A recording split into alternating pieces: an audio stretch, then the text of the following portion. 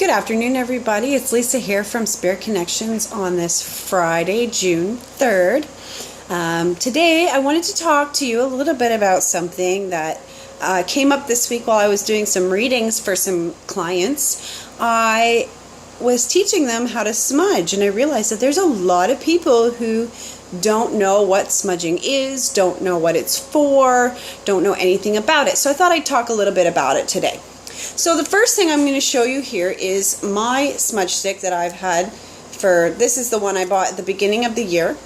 This one is made of sage, and as you can tell, I use it quite frequently. Smudging is literally the act of burning herbs to clear the energy in your home.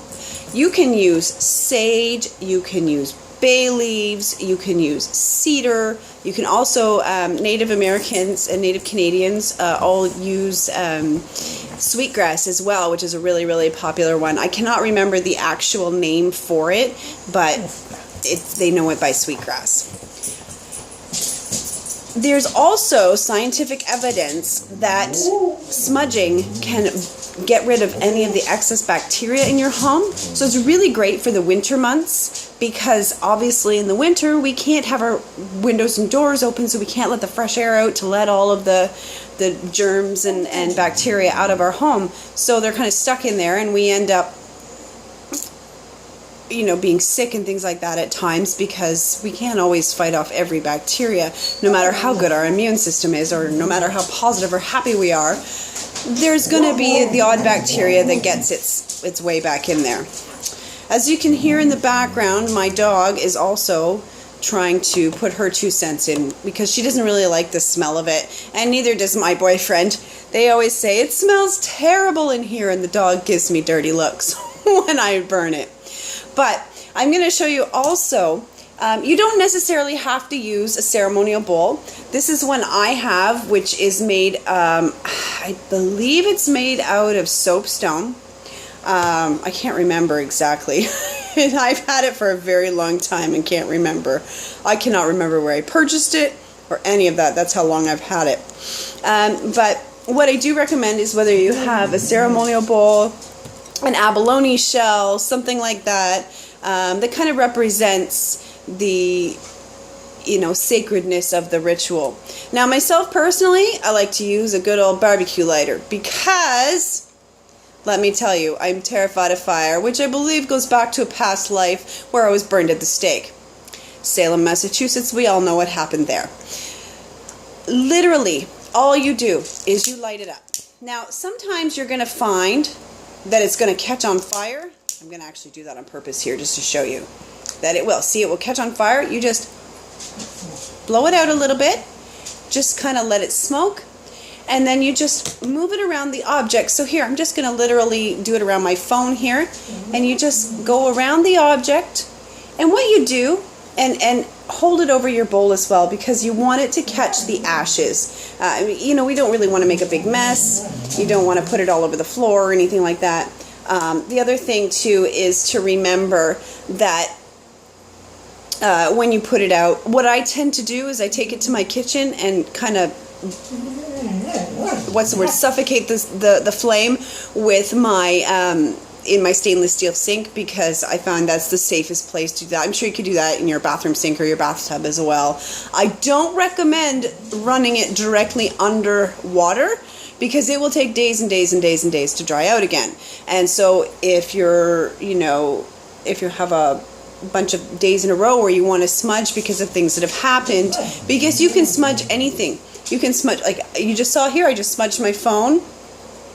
You can smudge your computer, you can smudge your dog, which I'd like to smudge my dog right now because she's being very vocal about wanting to be let outside. However, we're not going to do that right now. You can smudge your home, you can smudge your car, and all of those things will help clear out the energy and raise the vibration and just make it a nice, happy place. If you want to protect your home, this will also help initially clear out anything that you don't want there, but then you want to use things like salt, bay leaves, sage will help with protection, and also crystals. Some of my favorites, let's see what I've got here. for protection. Interesting. I don't have any of the protection ones in this pile. Tiger's Eye, turquoise. I'm trying to think some of my other favorites. I read somewhere recently that you can use amethyst, clear quartz, and chrysocolla for a nice protection trio. Onyx, labradorite, also hematite. They're all wonderful for protection. The other thing you can do for protection around your home is to literally visualize gold light around all your windows and doors, and not allowing anything to pass through that light, and then asking the angels to kind of help protect you, and to put the guards at the door and help you clear clear the energy and keep it clear, and also to protect it from anything else coming in. In extreme cases, we have done purple fire. I have a friend who has a property that needed some very serious protection.